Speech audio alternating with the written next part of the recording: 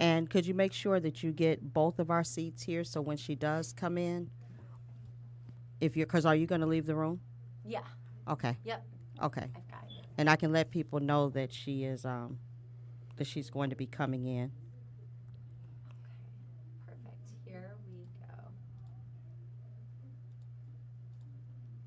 And I have you down as Leah. Welcome to LoveLogical, DNA Not Required.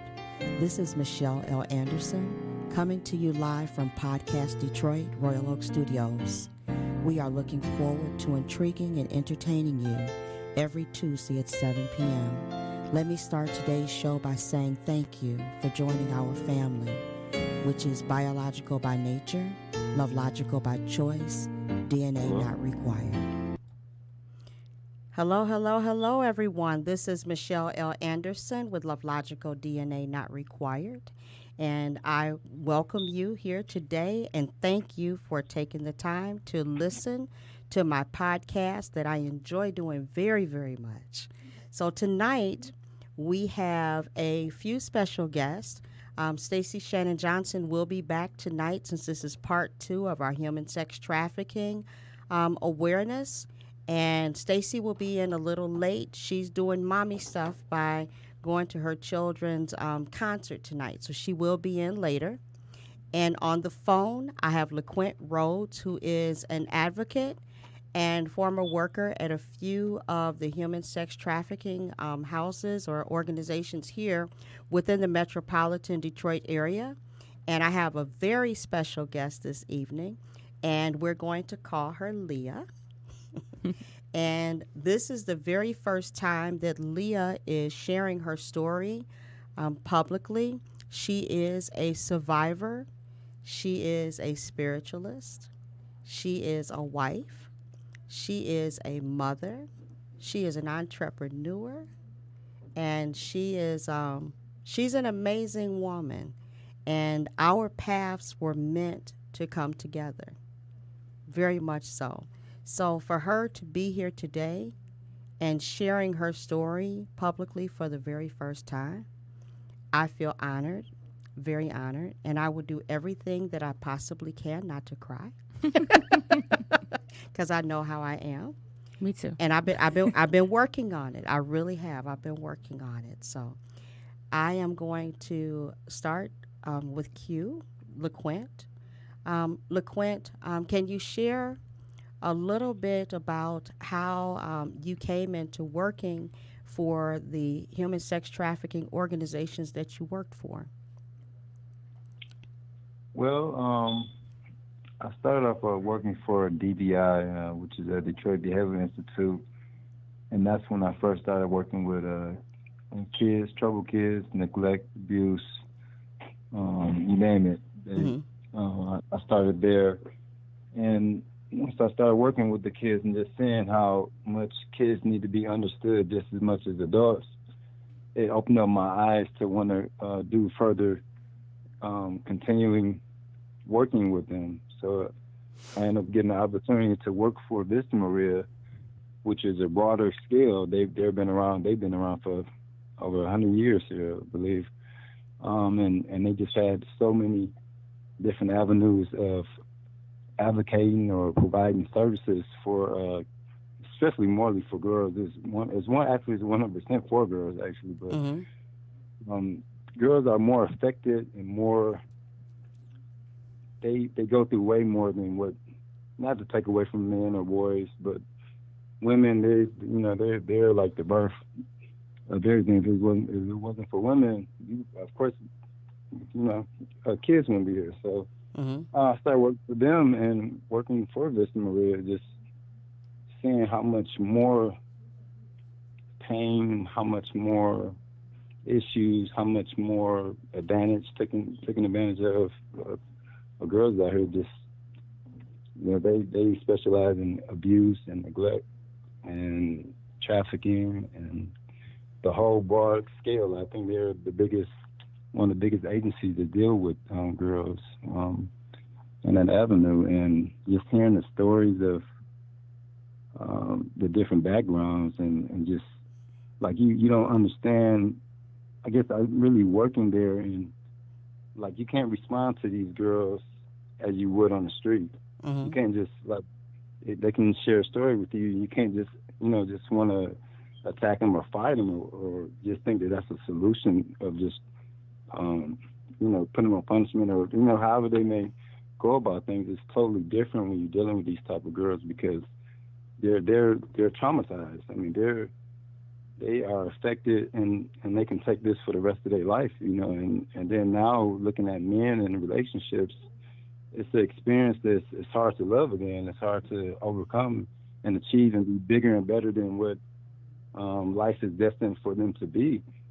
So, as my role there, I was a team leader, Mm-hmm. and what that was to be over the staff to make sure the staff is doing what they're supposed to do, and not treating these girls as they're not human or they're not um, they're not being treated the wrong way as they should. Because a lot of facilities they take advantage of these kids and they do things that they shouldn't do. So I was one of the ones to make sure that communication was proper. They never take them in different rooms and and try to fight them. Because a lot of girls is very aggressive and very they feel like that's the best way. The first protection is to fight or to Mm-hmm. they got to fend for their way. So um, yeah, it takes a lot of patience, a lot of listening, and really just time because a lot of times in these facilities they think the story just come out like that.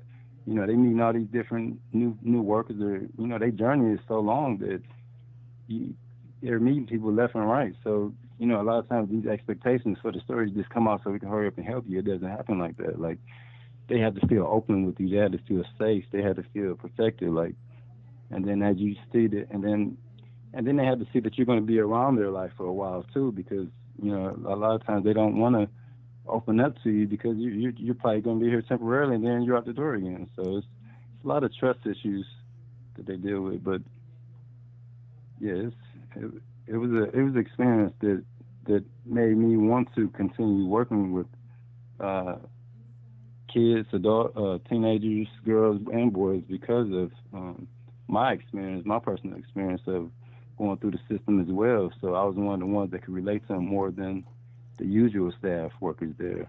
Yeah, because with you being, for those of you who had the opportunity to hear part one with Stacy Shannon Johnson, as well as last week with the blended families with LeQuint and his wife Janae. They are a blended family, but LeQuint was raised in foster care.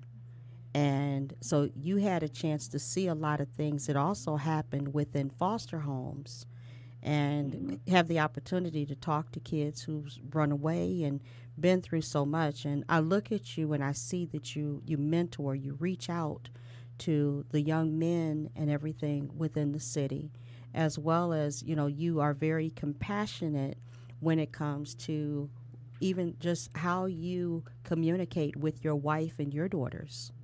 So I Hmm. think that is that part of because of what you've learned from not only just growing up within the system, but for working with DBI and with Vista Maria. Yes, yes, most definitely. A lot of that did come from that. Uh, just I guess just having that view and understanding that it affects relationships huge, especially in a loving relationship, in a marriage relationship, and any type of relationship. What you go through, it doesn't break you, but it makes you stronger and it opens your eyes up a little broader. Yeah. So, what advice would you give as a male to to another male that's going into a relationship with a survivor? What advice would you give him?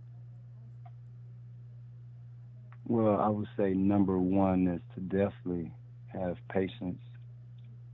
Definitely have patience. Hmm. Definitely listen would be number two. And three, um, to love them unconditionally because you can't just love them from the outside. You can't just love them for what they look like, but love them from who they are.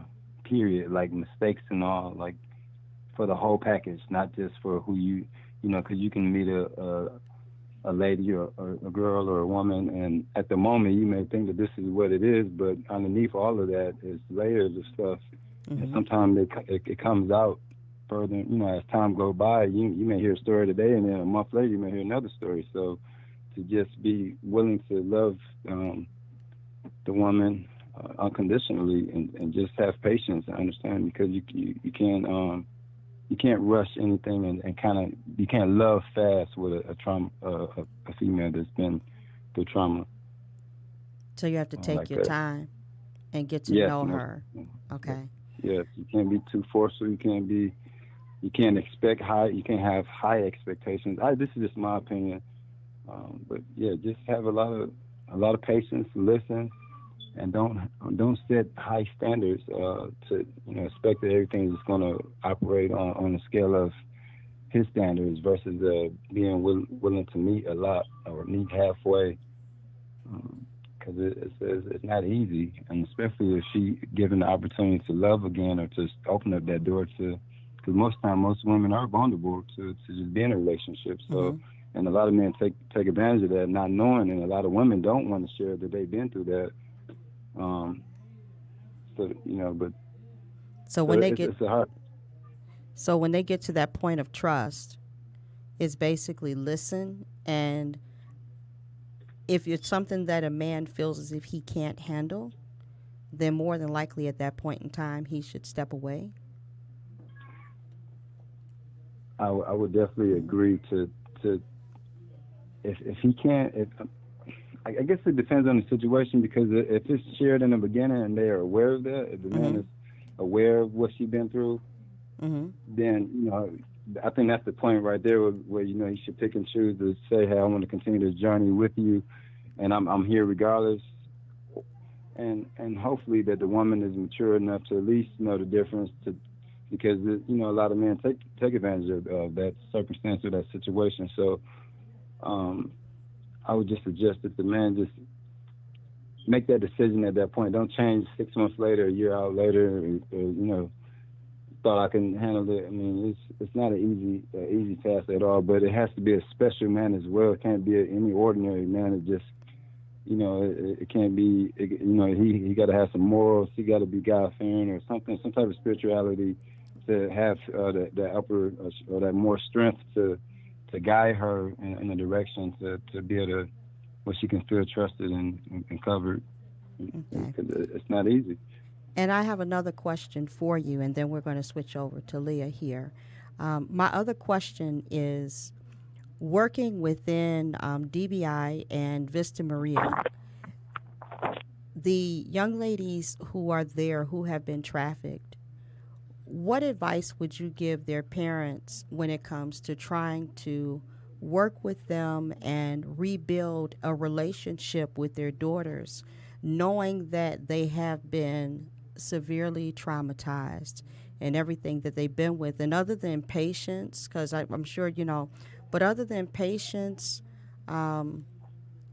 and love, what else can a parent give um, during that time, and especially a love logical parent who's married to a biological parent and coming into that situation?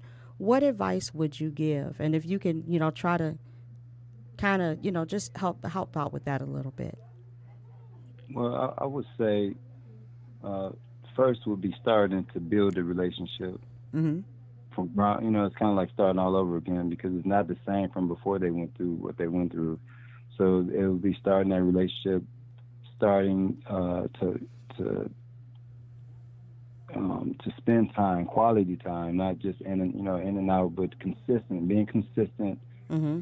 uh, and spending and being there in general, just period, not even just to have to be doing anything, but just being there as the ear, as being present, as just the simple things, Mm-hmm. because as a woman or anyone that goes through any type of trauma, they end up appreciating the simple things more than just material, because a lot of times in scenarios where a lot of times you're bought, or you're offered this, or I'm gonna give you this and promising the world and all these things. So when you get a woman that is in that case or in that scenario, or even as starting off as parents to build their relationship back up again, just give that quality time, that presence of being there first, and work your way up without material things. That would probably be my advice. I think that's actually pretty good advice. You have described Leah in so much of what you said today. Even when it comes to what I've learned from her, I've just heard you kind of reiterate some of those things. And I would like to say that if you have a child, boy or girl, who has been trafficked and they are back home, number one, that within itself is a miracle. They're back home alive. Another thing is, I would like to say, if you are the love logical parent of a child coming home, have patience. Do not say anything negative. Listen without speaking on many things. If there is a problem within the home, and this is love logical and biological, where the parents are having a difficult time coping, around the Mm-hmm. child is not a place to discuss it. In the same house Mm-hmm. with the child is not a place to discuss it. I would, leave and go and discuss it somewhere where it cannot be overheard. You know, Yeah. do not ask for that child's story to be shared over and over and over again until that child is ready to share their story. And understand that the trauma from trafficking is probably greater than any of us can truly understand, because just in reading some of the articles that I've read and listening to some of the stories that I've heard, it's so hard to imagine any child, any woman having their body taken advantage of 20 to up to sometimes 40 times a day. That's a Mm-hmm. lot, and being held against their will. That's a lot. And I'm doing this because I have a teenage daughter and I have a 5-year-old granddaughter. And every day there's something that I'm reading about trafficking. Every day. And reading articles where babies, I know Stacy shared with us a few weeks ago about the babies that are being taken advantage of.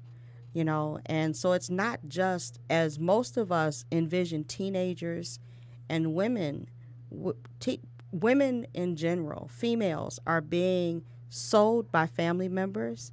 They're being kidnapped. They're being manipulated into, Mm-hmm.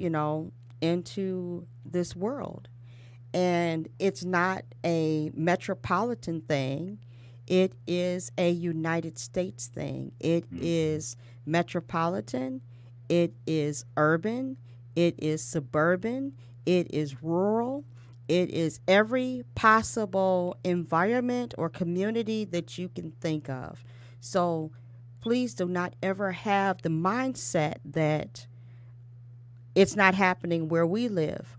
Because I was talking to a gentleman today, who was telling me that the the nonprofit organization that his wife runs, they just got a young lady from Rochester, Michigan.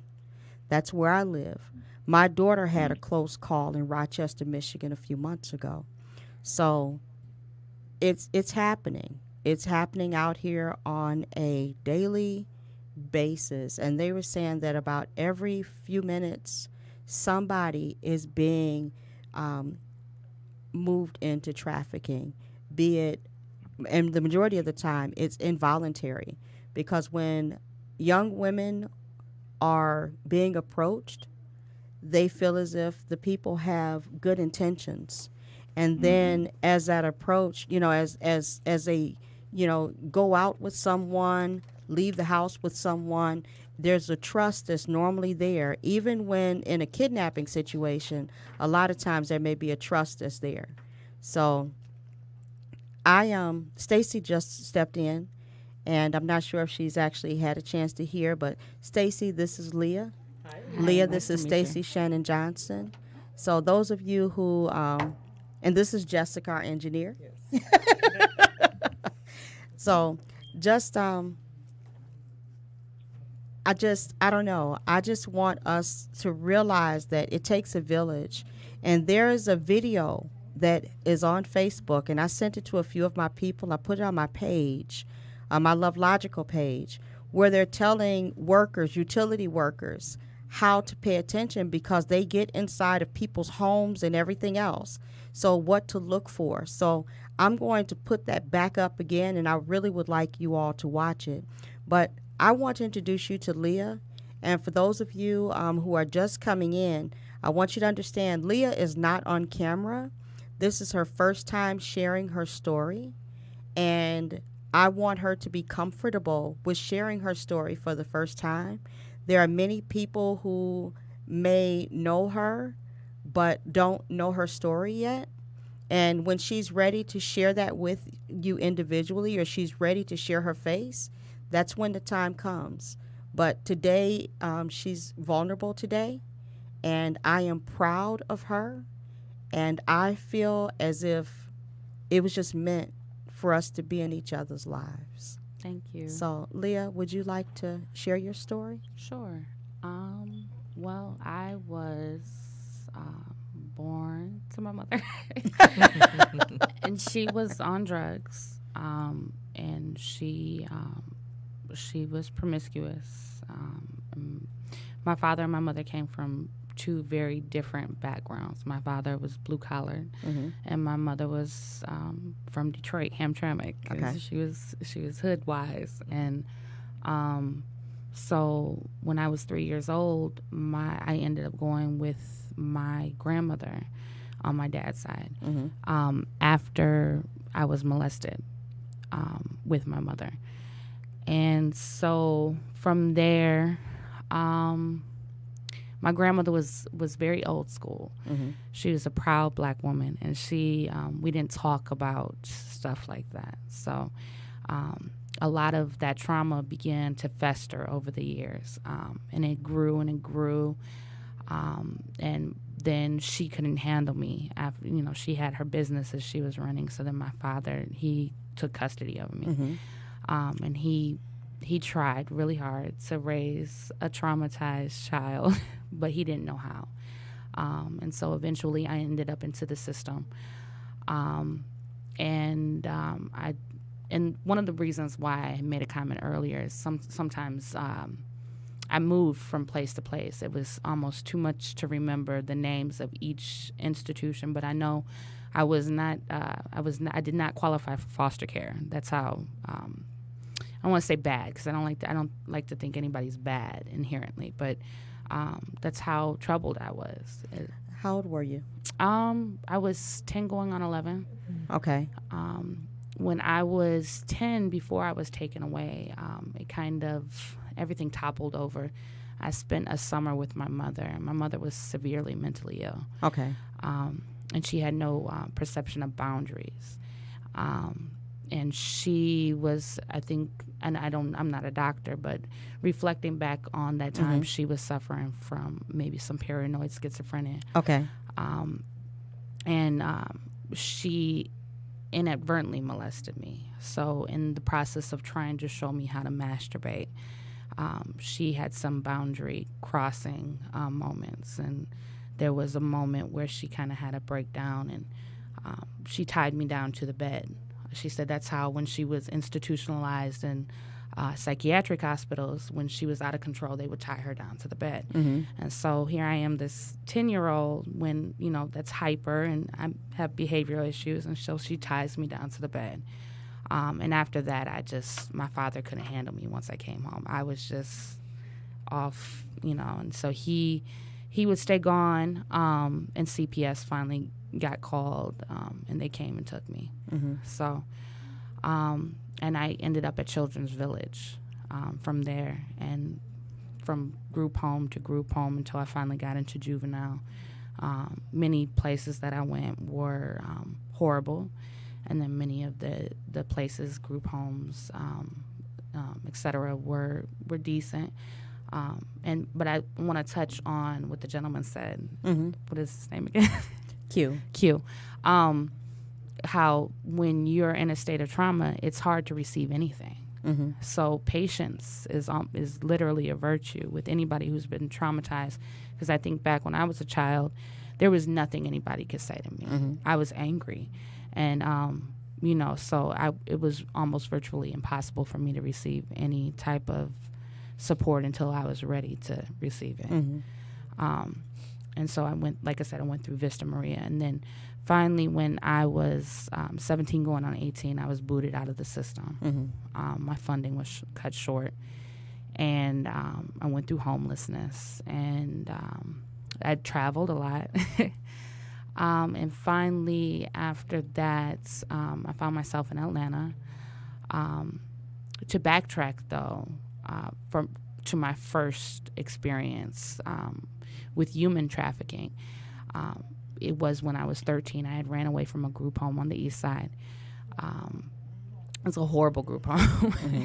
And I met a man, he called himself D, and I needed somewhere to stay. So like you said, 9 times out of 10, the person who's manipulating a young lady presents himself or herself as a means to accommodate, Mm-hmm.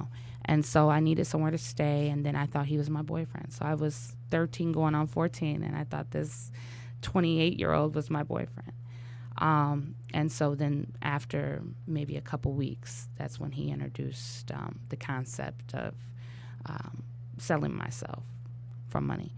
And then from there, my family finally found me on my mom's side. That didn't last long because, people who don't understand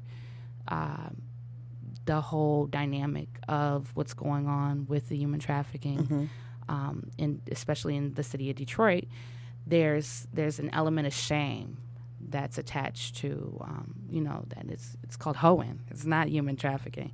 So growing up, I was under the impression I was a hoe. I was under the impression that I was shameful and disgraceful and nasty. These are words that I was called by my mom's side of the family when they found out what I was doing. And I remember one time speaking with my sister, and she said, you liked it. If you really wanted to, get out of it, you would have found us. And I remember thinking back on that conversation when I got older, like, I was institutionalized all my life. When I was released from the system, driving in a car was foreign to me. It was. I remember every 3 months we would go to my court date, and that's it. That was my experience in a car for years. And so the concept of knowing where I was, I'm direction illiterate as an adult. So as a child who had been institutionalized, Yes. knowing how to get to Hamtramck from the east side of Detroit was like algebra at that point. And so some of these concepts, they're foreign to people who don't understand them. Right. And how the impact that words have on a child who didn't want to do. No child wants to do that. Right. A child wants a child wants to be accepted. They want a warm place to sleep. But a child wants support and love. And I think at that time in my life, I knew to get what was anything, any resemblance of that, I had to do what I was doing.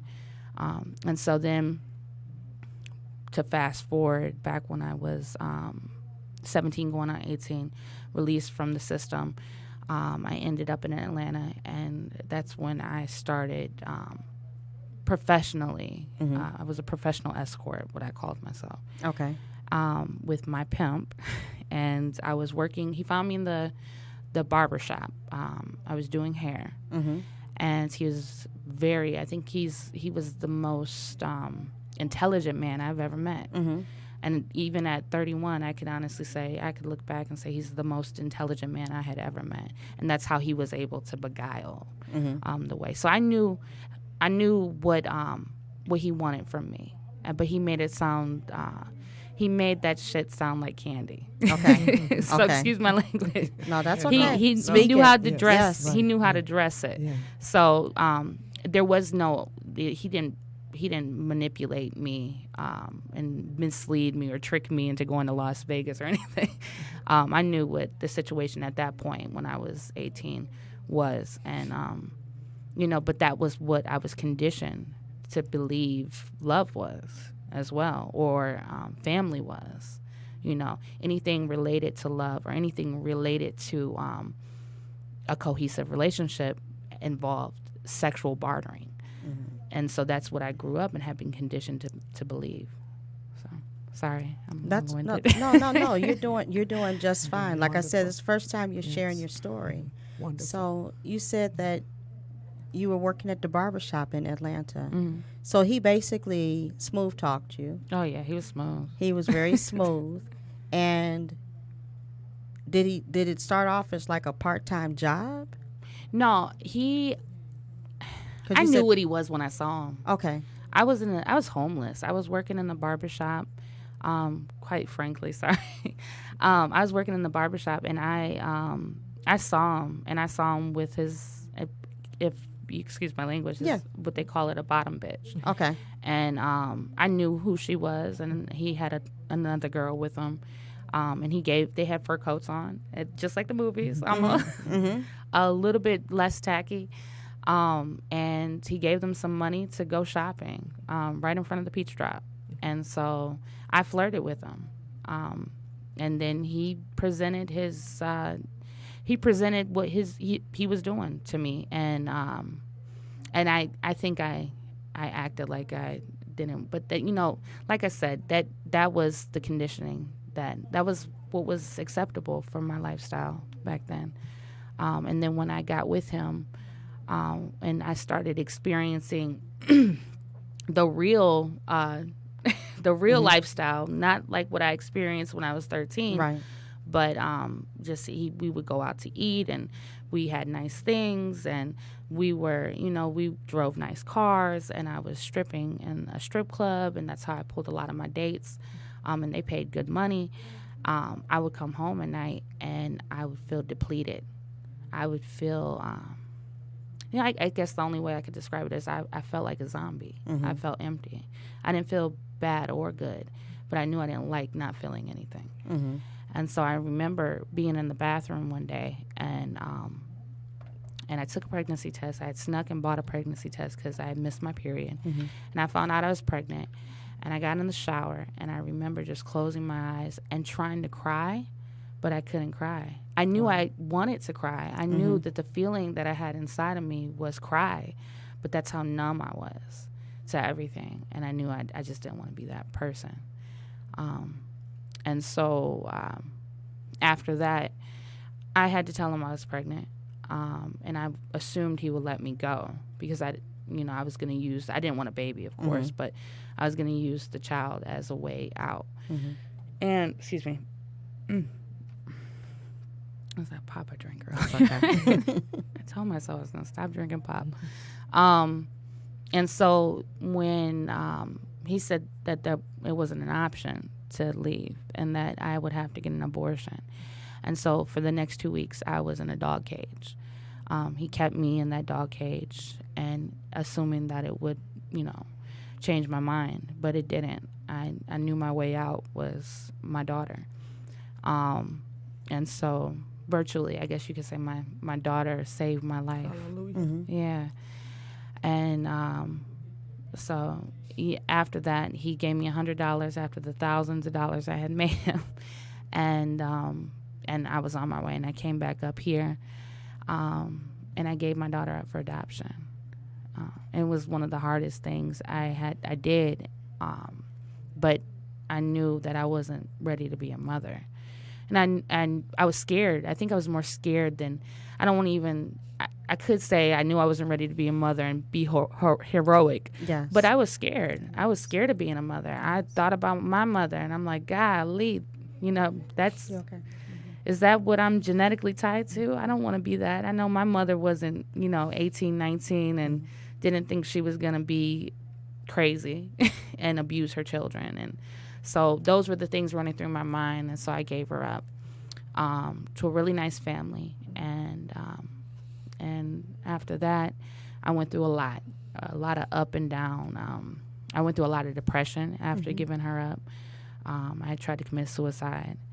I tried to get her back. When I called to try to reverse what I had done, I was 2 days past the 30-day mark. Okay. That this is what the adoption agency had told me, that I was 2 days past the 30-day mark for being able to reverse it. I don't know how true that was in the state of Michigan, but and so at that point, I had nothing. I really didn't have any family support. I had some friends, but nothing like how you should have as a young woman. You should have that person that you can call no matter what, and I really didn't have that. So, that was, a lot of different hurdles from there on, and that's about it. But now you have. Oh, don't cry. Your story is remarkable. Thank you. I admire you. Yeah. When she told me You are a about the dog warrior. cage. Thank you. You are a warrior. You are. And I mean, I see great things. I don't know if I can talk about Yes. the Lord here, but You can. Yes. I see God doing great things in your life.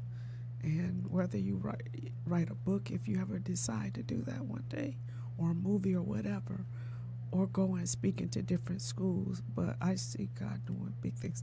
The best is yet to come. And you are a warrior. And I see you sounding the alarm.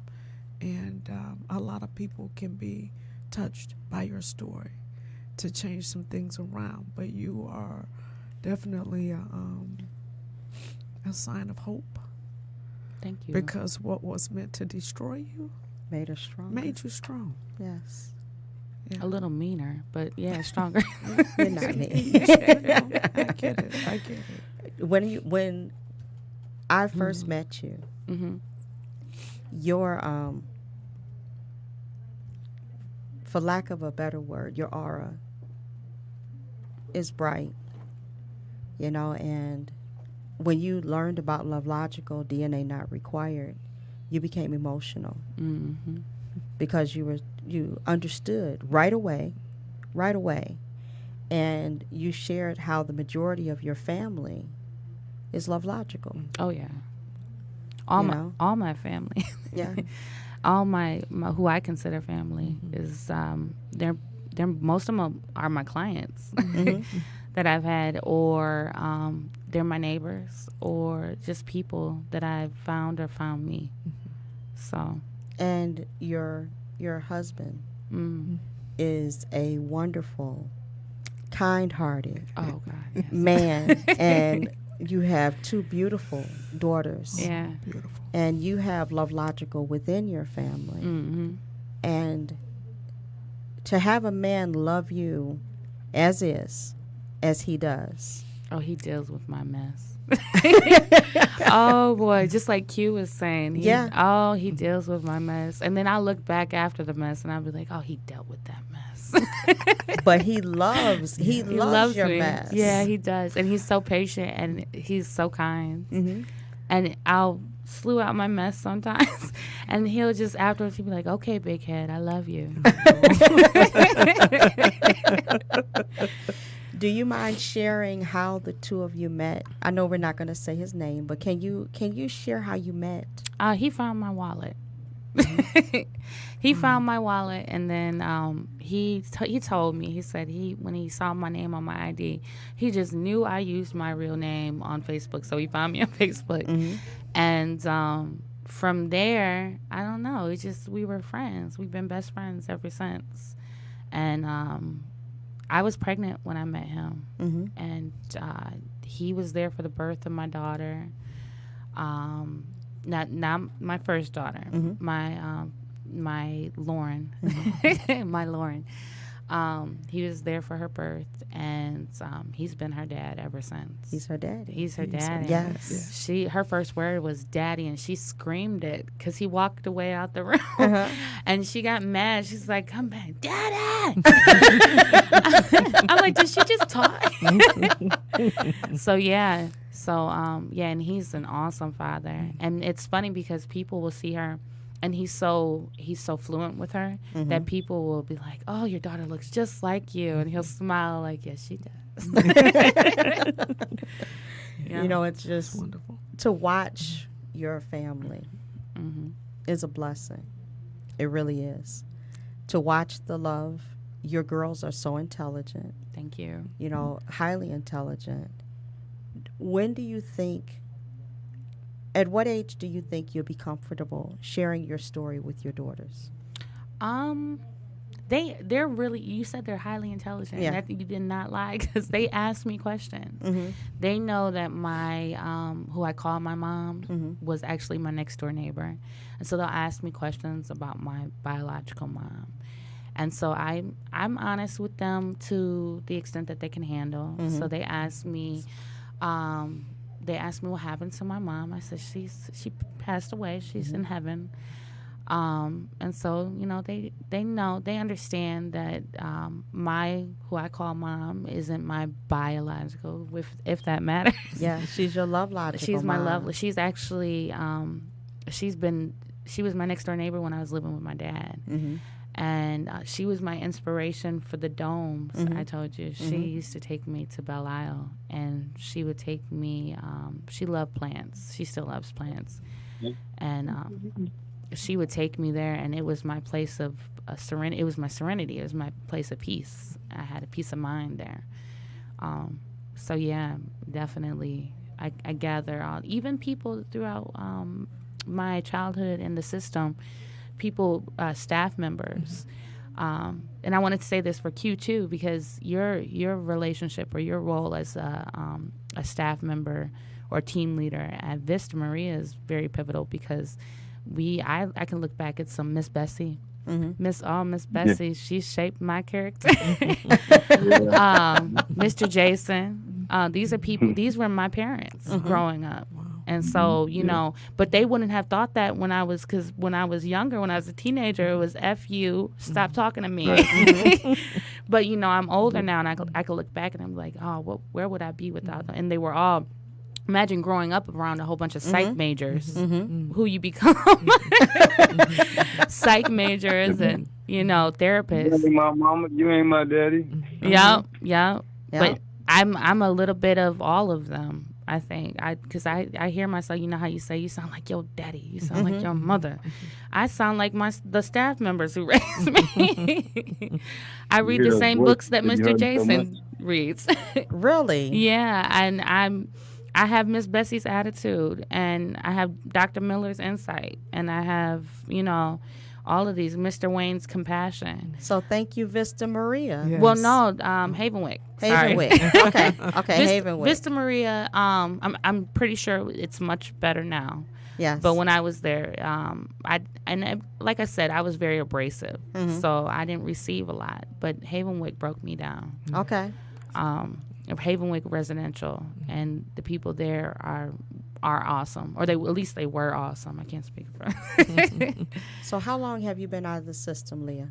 Well, I was 17 going on 18. I had left Havenwick and went back to Vista Maria, and I didn't stay there long.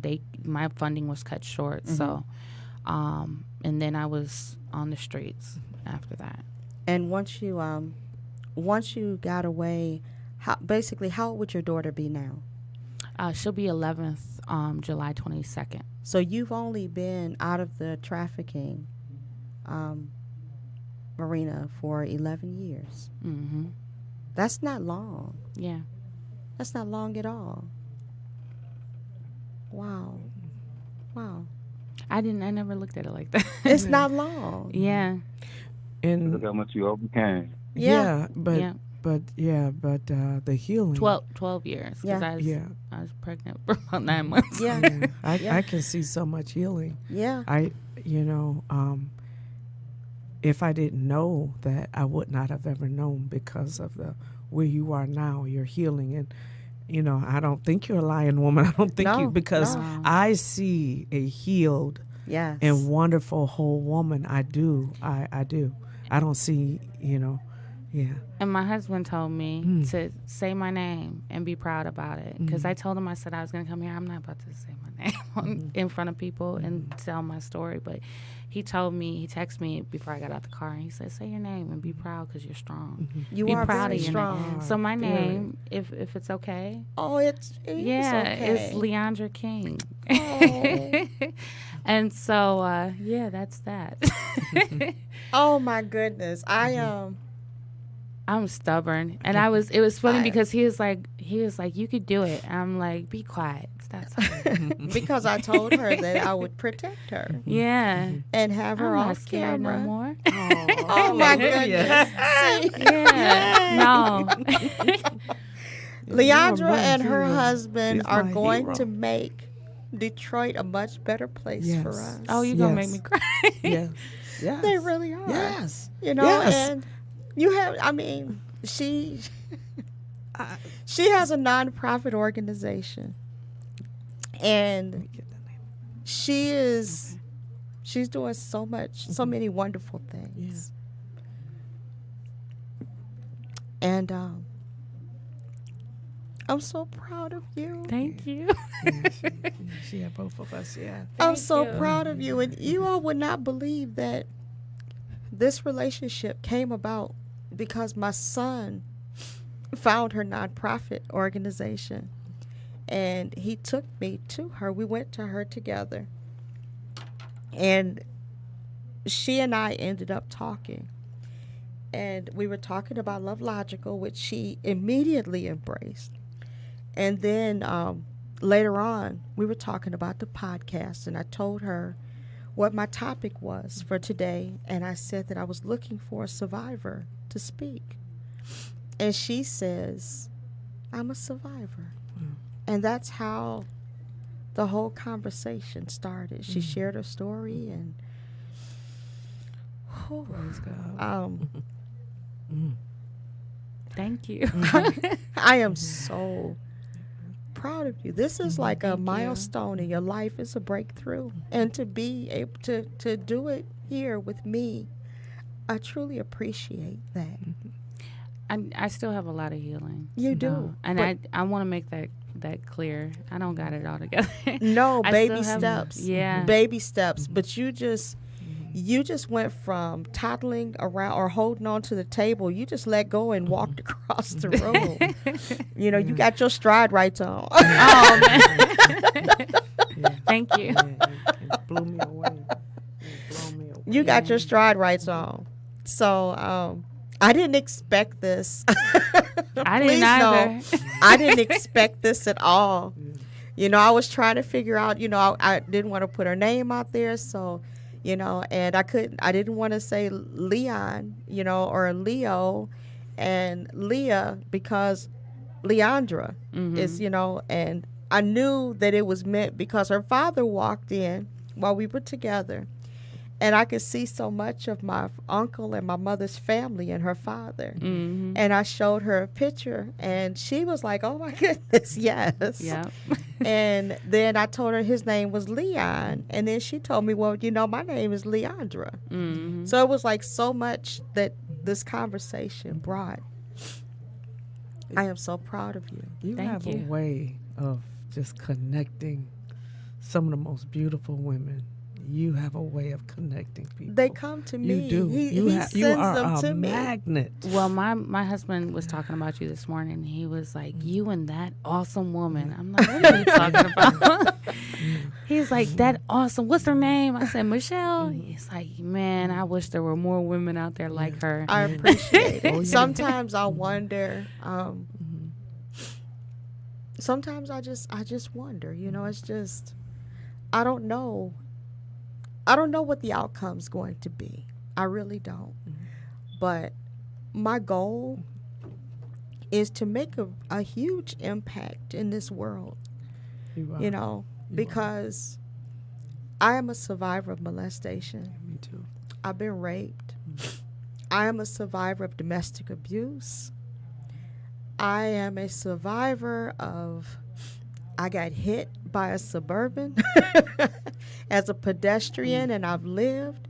I have survived so much. I have survived losing almost everything that I've ever owned, you know. And right now, I'm going through things that I'm not ready to share yet, but even now, I'm going through things. And I listened as I was sharing with you. I remember something that Will Smith said, and he said that there's only success on the other side of fear.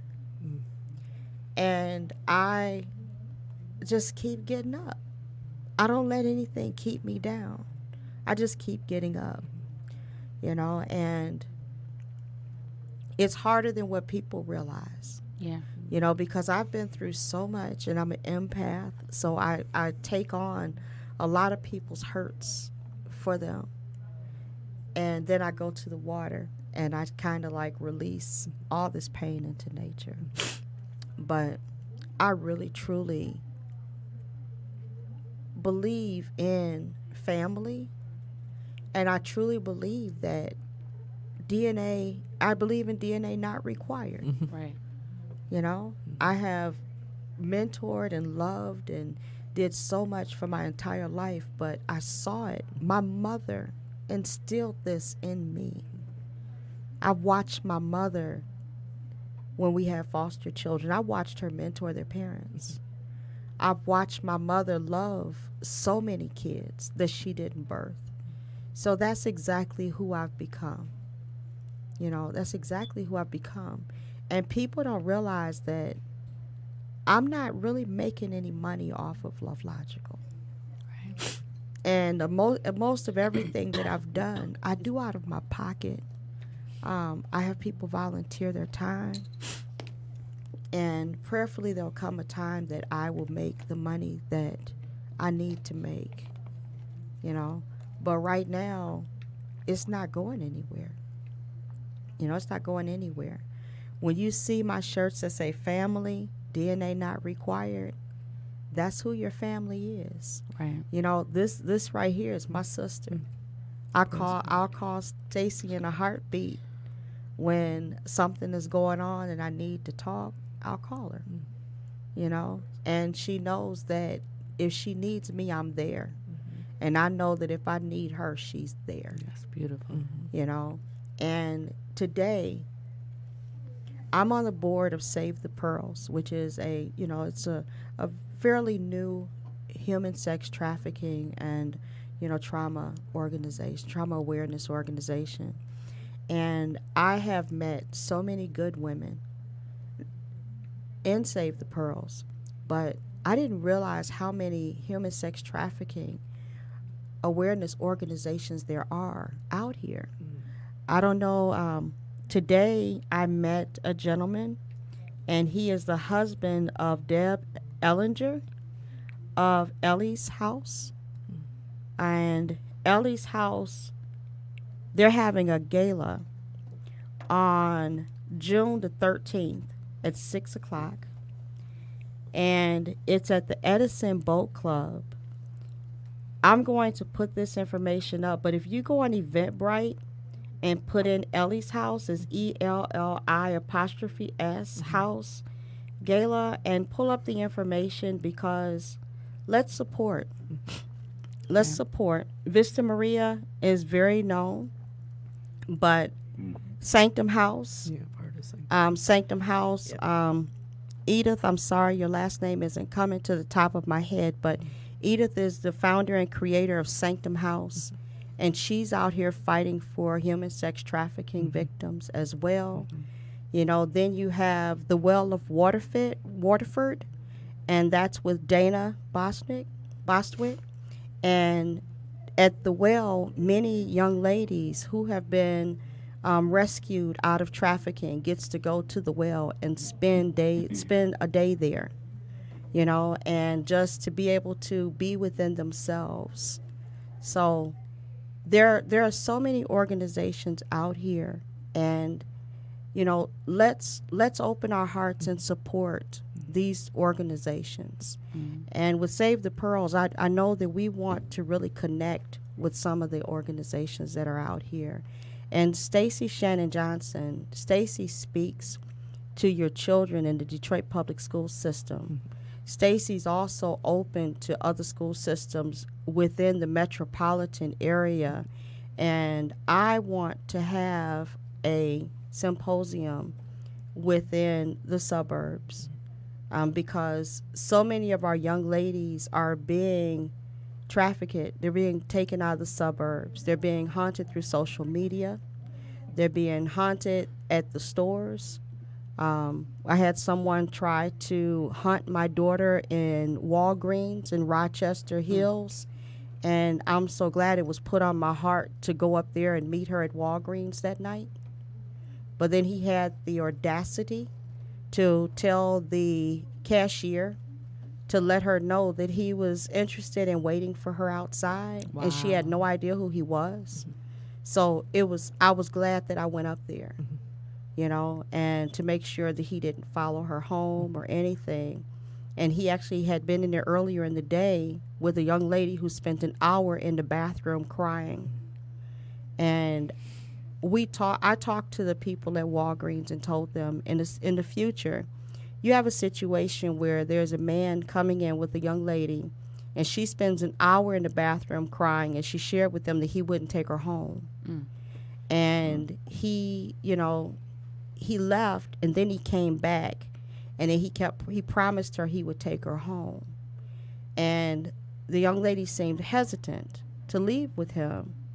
And I was like, why didn't you call the police? And they said, we Right. thought about it, but. And then she had even asked my daughter, did you know the young lady he was here with earlier today? And my daughter was like, I don't know him. I don't know the Right. young lady. And it bothered me, because even the teachers shared that it's a hunting ground. Our kids go to the malls, they go to the movies, they go to the grocery store, they go wherever. Even women who are alone. It's not just teenagers that's being trafficked now. Young adults, It's young adults, Yeah. young men, young men, young teenage women, boys. Yeah. People who are and mentally ill. Yeah. yes. Yeah. So be cautious. And I thought that this was going to be it with part 2, but I don't think no, so. I think we'll that be we're back going to have again. part 3. Because there's so much out here that needs to be shared. When you're reading that this has become the new drug dealer in the United States for children under the age of 1, all the way up to young adults, we have to be careful. We're scared for our kids to even just do anything alone now. You have to be careful where your kids are going to spend the night at friends' houses. Yeah. Because you don't know what's going on there. I had a young lady tell me that she was trafficked while going to spend the night and hang out at a friend's house. Wow. So, and I'm having dinner with her one day soon, and she will be on here as well. You met Carla when I had my event, the vendor event. She had the book there. Yes. Yeah. So definitely, Stacy. This has been incredible. So nice to meet you. I really want to learn more about your nonprofit as well. Yeah. And you have truly touched my heart deeply. Thank You you. have. I want to turn. I wrote a play called A Dream Deferred, but I want to turn it into a movie.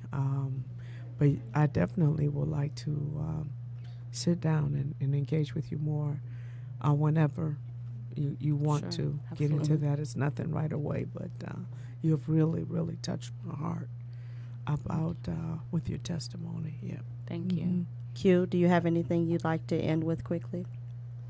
I just want to say thank you for having me. And parents, please be aware and around your kids. Be monitored. Don't just give them a phone and let them run off. Watch that. Get that phone. Be in their lives and see what they're doing. Because we can easily get distracted by thinking they're okay and they're not. Yes, that's true. That's true. I was told that, we need to start looking at different things. And parents, as I mentioned last week, go into your kids' phones, Google and figure out how to undelete the things that have been deleted on their phones. There's no such thing as prying into your child's life to where they should have complete privacy. because the only way that you're going to know what's going on is if you find it sometimes. And if you have that sense of there's something going on, usually there is. So, and our kids are very trusting. So, watch out for your kids, and we will be back soon with part 3 Yes. because Yes. this is a very necessary conversation, and I think that all biological and love logical parents need to hear this. But love logical parents, your patience and your heart and your love means so much more than the biological, because you sometimes can make a connection that those biological parents can't. You know, because sometimes they can look at you in a different light. So open up your ears as your heart is open. And I'm going to go out saying thank you. And remember, we're all family. And with family, DNA not required. Thank you.